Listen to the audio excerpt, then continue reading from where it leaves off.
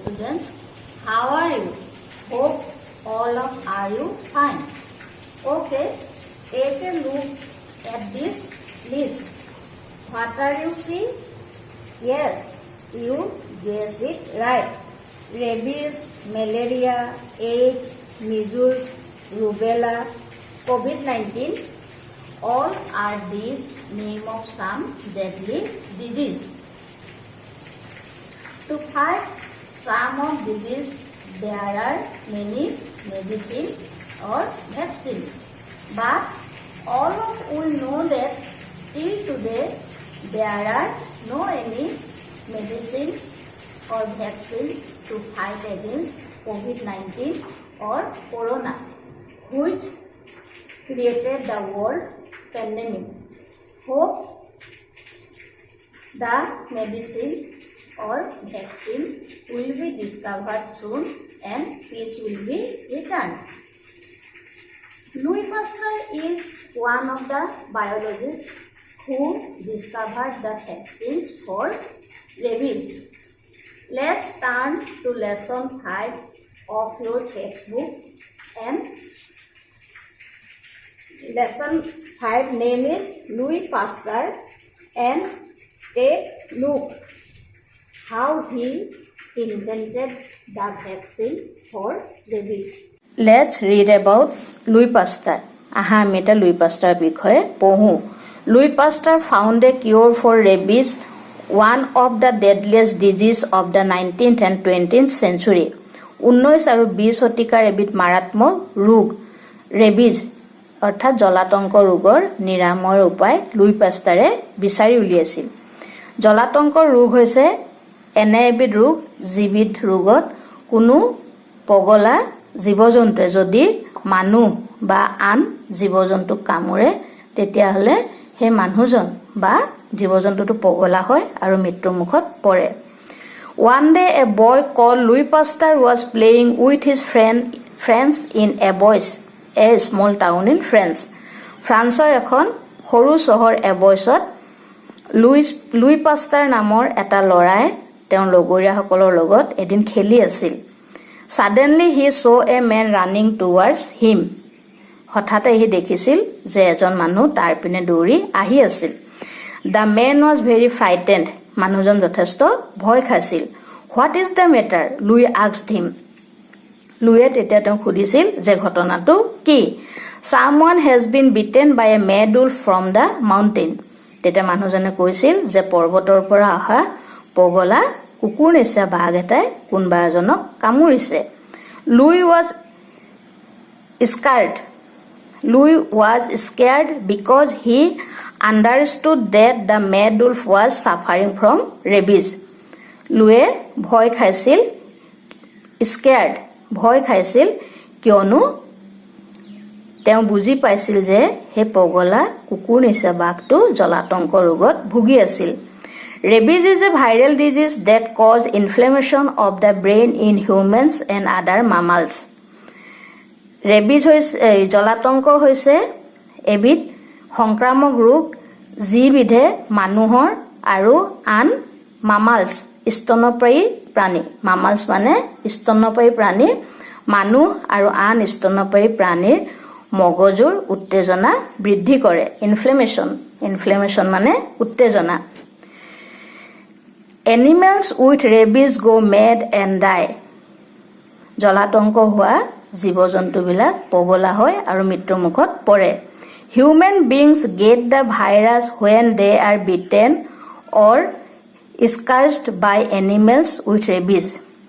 জলাতংক হৈ থকা কোনো জীৱ-জন্তুৱে যদি মানুহক কামুৰে বা আচুৰে তেতিয়াহ'লে বীজাণুবিধ মানুহৰ শৰীৰলৈ যায়। The man who was bitten by the mad wolf will get the disease and die, thought Louis.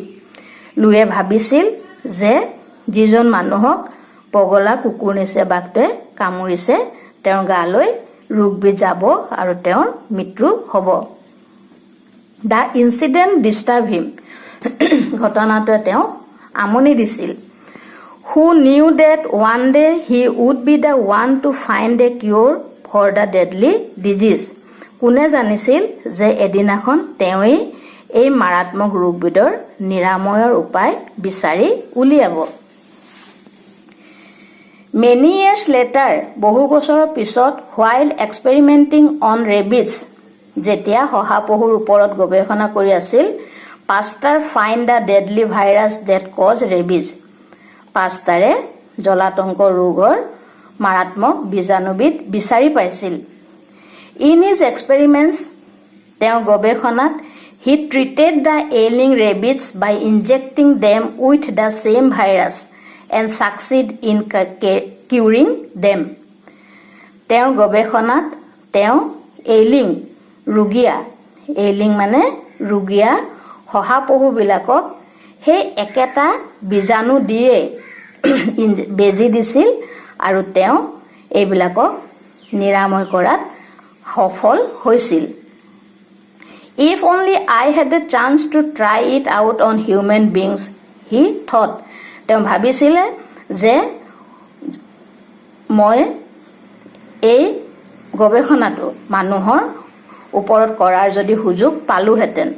The chance came soon. সুযোগটো অতি সোনকালে আহিছিল।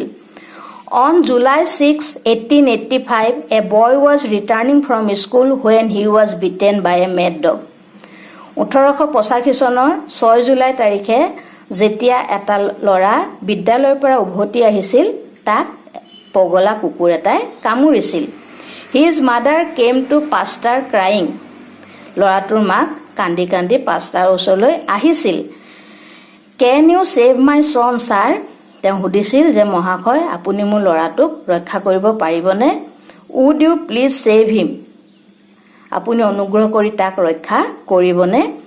I am ready to give you everything I have. মোৰ ওচৰত থকা সকলোবিলাক মই আপোনাক দিবলৈ সাজু।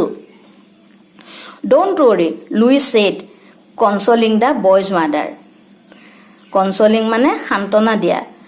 ল'ৰাটোৰ মাকক সান্তনা দি পেলাই লুৱে কৈছিল যে ডোণ্ট ৱৰি, চিন্তা নকৰিব, I'll do whatever I can. তেতিয়া তেওঁ কৈছিল মই যিমানখিনি পাৰোঁ মই কৰিম। Maybe it will benefit the entire human race in the future, he thought. আৰু তেওঁ ভাবিছিল হয়তো এইটো সমগ্ৰ মানৱ জাতিৰ বাবে ভৱিষ্যতৰ বাবে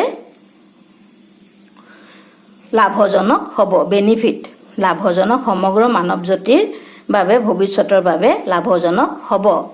Pasteur was not sure if his method would work on human beings. Pastor নিশ্চিত নাছিল যে তেওঁৰ পদ্ধতিটোৱে মানৱ জাতিৰ ওপৰত কাৰ্যকৰী হ'ব নে নহ'ব, এই লৈ পেলাই তেওঁ নিশ্চিত নাছিল।